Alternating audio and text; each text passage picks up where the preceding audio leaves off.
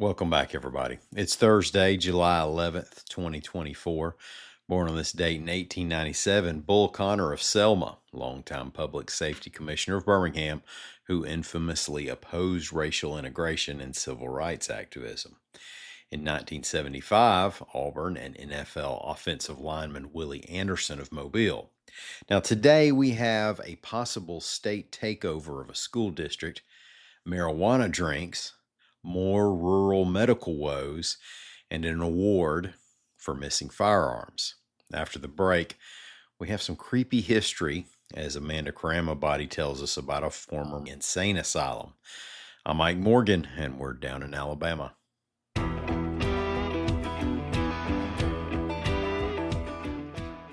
The State Board of Education has taken a step toward what could become a takeover of Bessemer City schools, reports AL.com's Tricia Powell-Crane.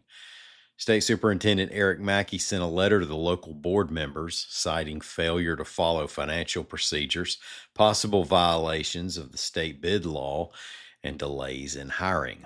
The letter called out a, quote, culture of indifference and gave examples such as the cancellation of meetings because not enough board members showed up. The letter said that unless changes are made, Mackey will recommend a state takeover in August. The state board would then vote on whether to proceed. Marijuana drinks are making their play in Alabama, going after bud consumers, perhaps. A Birmingham-produced THC drink is hitting the market on July 15th, reports AL.com's William Thornton.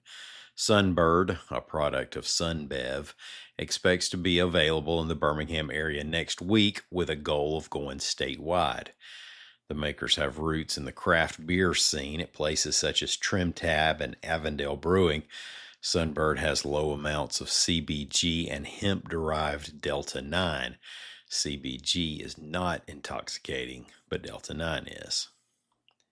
Rural health care in Alabama has taken another couple of blows, with 2 hospitals ending inpatient services, reports AL.com's Amy Yerkinen.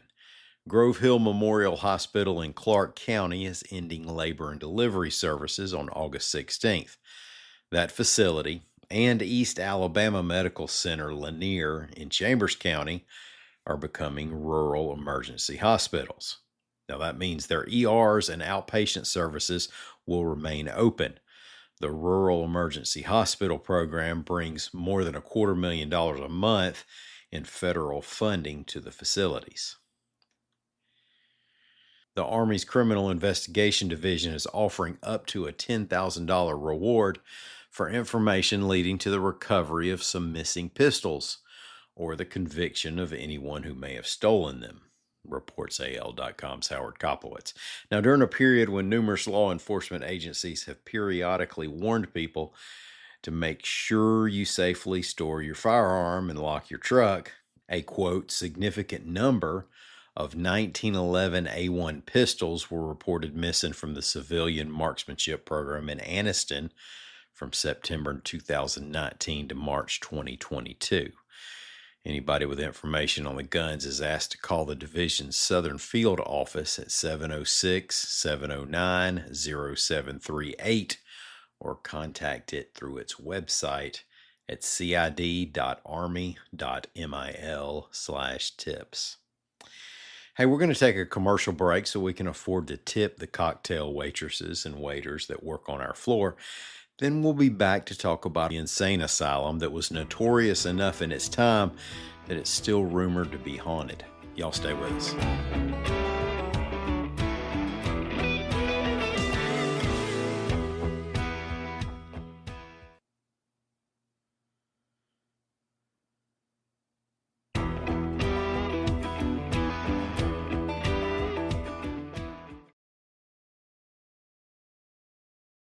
The historic Bryce Hospital in Alabama served as an insane asylum and treatment facility for more than 150 years. It's gained the reputation of being one of Alabama's most haunted places, and now it's open to the public as the Bryce Hospital Museum in Tuscaloosa, showcasing Alabama's controversial mental health and civil rights history. Visitors enter through a welcome center featuring the original staircase, which once led patients to treatment. Many enjoyed sliding down the banister for fun. However, life at Bryce was harsh for its residents. Founded for humane treatment, by 1970 conditions were compared to concentration camps by Hal Martin, editor of the Montgomery Advertiser. Over 5,000 patients are buried in the hospital's 4 cemeteries, and about half are anonymous. Those visiting the grounds report hearing unexplained sounds like footsteps, disembodied voices, whistling, and crying. Some even say they've seen the apparitions of a doctor and a nurse. Is Bryce Hospital really haunted? History gives us some clues. Built in the 1850s, Bryce Hospital opened in 1861 as the Alabama State Hospital for the Insane. Its first superintendent, Dr. Peter Bryce, was only 26 years old. The first patient was a soldier from Fort Morgan, admitted for political excitement, in other words, mania. In its prime, Bryce functioned like a self-sustaining city. For over 100 years, patients worked in the hospital's fields and coal mines, growing produce, beans, cotton, and raising livestock. Trouble began in the late 1860s when the criminally insane were sent to the hospital, leading to overcrowding. In 1907, the hospital faced an investigation after 2 patients were allegedly murdered, and complaints of violence, mistreatment, and poor food surfaced. Although the investigation cleared the hospital's name, issues persisted. The early 20th century also saw the rise of the eugenics movement, a body of thought that discouraged people with undesirable traits from reproducing. This led to the sterilization of all patients released from Bryce for 15 years. By the 1950s, the hospital administered over 20,000 shock treatments to over 2,000 patients. The superintendent lived on the premises, and his sister complained about the patient's loud ravings keeping her up at night. In the late 1960s, reporter Paul Davis highlighted Bryce's cramped and dirty conditions. The hospital transitioned from physical to chemical restraints, with patients tied to rocking chairs